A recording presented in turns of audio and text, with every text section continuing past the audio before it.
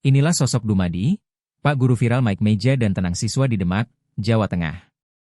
Berdasarkan penelusuran tribunnews.com, Pak Guru tersebut bernama Dumadi yang berusia 58 tahun.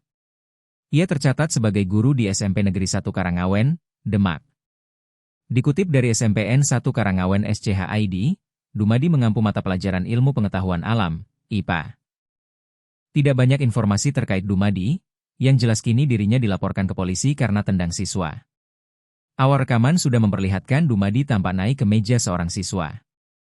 Ia kemudian menendang siswanya 2 kali di area kepala.